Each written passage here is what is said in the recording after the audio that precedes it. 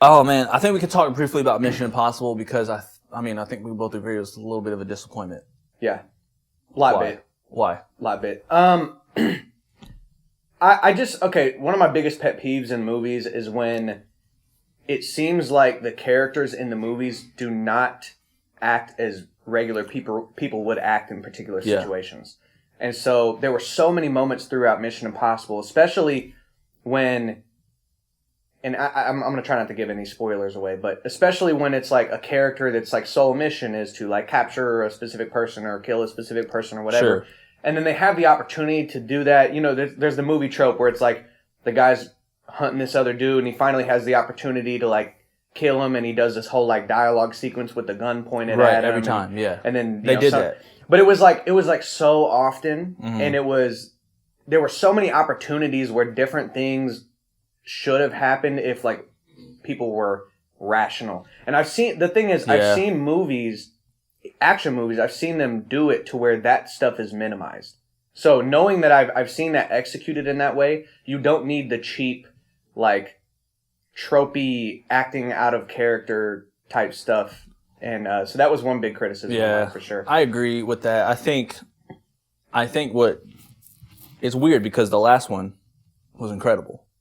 I loved the last one. I thought they killed it. Yeah. And I actually we should have done some research, but I don't know if it's the same director. It is the same director. It is? Okay. Yep. Which I don't get it. Now it's the same director, except I think on Fallout there were a couple other people that were associated with the film that I either co-directed or were involved with it. And to me, they brought the sauce. So, I mean, no disrespect to whatever the director's name, I forgot his name, but...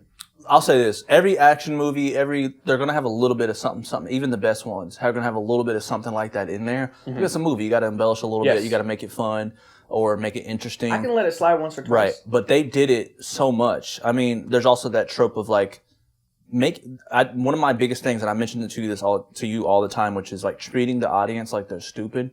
I remember this spoiler ahead. I remember one part where they're talking about the impossible mission that they're about to embark on, or the CIA is about to give to someone, some agent or whatever, and they're like talking about the AI. He's like, yeah, the AI is like, it's like a super intelligent thing, and it's like doing all these things. He goes, so what you're saying is that it has a mind of its own. Yep. That right there is a line that could have been omitted. Yep. In regards to knowing that the audience can catch on to what's being discussed. Yes. That is like that line could have easily been cut, but they put that in there for like, I guess what? People who don't know what's being talked about. I 100% agree with you. And on top of that, another criticism I had of the movie was, and this is also another pet peeve, is how much exposition is given in the dialogue rather than shown. Right? So to that same point, it's like that's just straight, they're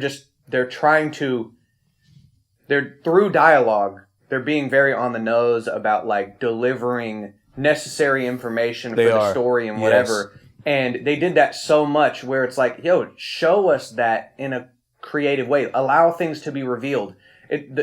Having it delivered via dialogue is like the worst way to have it delivered. Yes, I agree. You know what I'm saying? I think what Mission Impossible succeeds at versus what it fails at in this movie. I think they kind of got too caught up in the stunts. Stunts? It's one of the best action movies in terms of stunts ever, I think. You got real things happening, real practical effects. They even did it in the last one with the parachute and Henry Cavill and Tom Cruise falling. Had real like certified skydivers shooting it, or assisting the shooting of it. And this one they had, him really jumping off a mountain and really using a wingsuit and parachuting to the plane or to the train and stuff like that.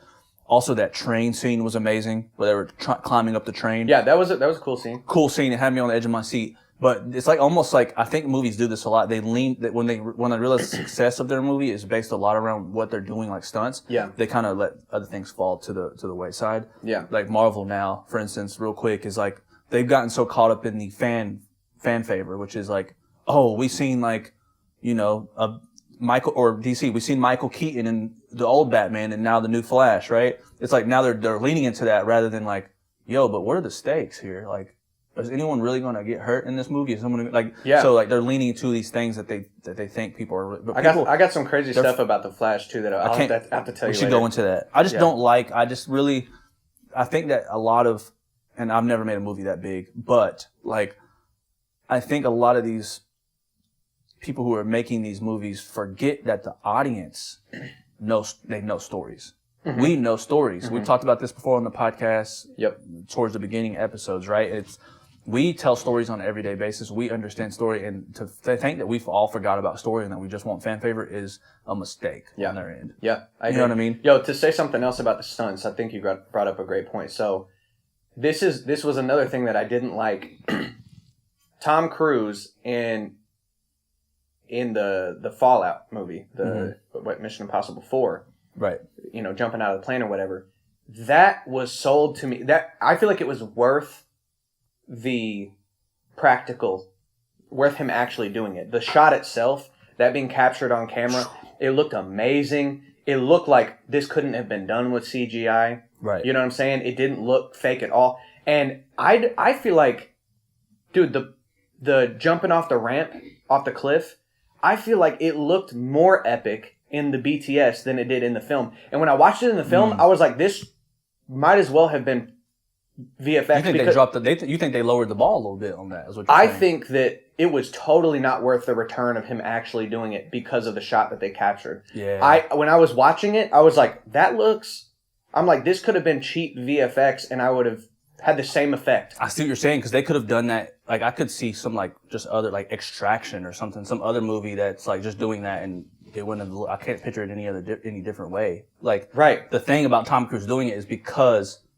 him flying the fighter jets, or him holding onto the side of a plane, it's because we're capturing we're like, oh, this moment's real. We're like, dang, we're seeing real emotion. That's the point of practical effects, is that they can seem real. You're right. You just see a wide shot of him going up, and then you just kind of see this, like, really far away shot of him just, there was, they didn't capture it in a way that, like, made the fact that it was practically done by Tom Cruise epic. And so that was another issue. That's true. Remember they did that in Fallout, right? They had they had all that Henry Cavill and them, like, flying through the clouds and stuff. Yeah, that's what I was talking about. It felt real. Yeah. But it was captured in a beautiful way. It was like, yo, I've never seen this. They had the helmets on, I think, didn't they? Yeah. That was You're right. Crazy. Overall, I'll say this. Final notes, because I didn't completely dislike the movie. Yeah. It sucks because I think movie franchises, they train their audience on how to treat them. If you're just a moviegoer like me, you're a little different. You go to movies a lot less frequently than I do. But you're a moviegoer like me. You have to train me on how to treat a movie. Insidious, those movies, I go to them like they're goofy horror movies now, because the first ones were great, but now they've gotten kind of goofy. Fast and the Furious, they're like, first ones are great, now they're kind of goofy. I go into it to laugh and to enjoy action, like buff dudes just fighting each other. Yeah. Now Mission Impossible, I'm like, this is the first. If the next one's like that, I'm going to Mission Impossible to see Tom Cruise be dope. Yeah. I'm not going to see Christopher Nolan's Batman trilogy. Yeah. Which is like, action movie with the sauce. Yes. So I think there's some validity to that point, but for me, it's like, if you executed on Fallout 4, you gotta do better. Fallout, if you executed properly on that, it had all the elements of action, and it had a way better story and was more engaging to me. It was like, that needs to be recreated. To me, the new Mission Impossible felt like it could have been done in like 2005. Like, there was in the editing. I mean, I don't know. I was not a fan. It was like Point Blank, those old movies. It was like, it could have just, you're right. Yeah, baby, need top 5 when I'm done going mental. Yeah, I'm locked in, you can peep my condition, in the lab all winter, all summer. Yeah, I went dumb, now I'm about to go dumb and throwing way more numbers on the board on mama.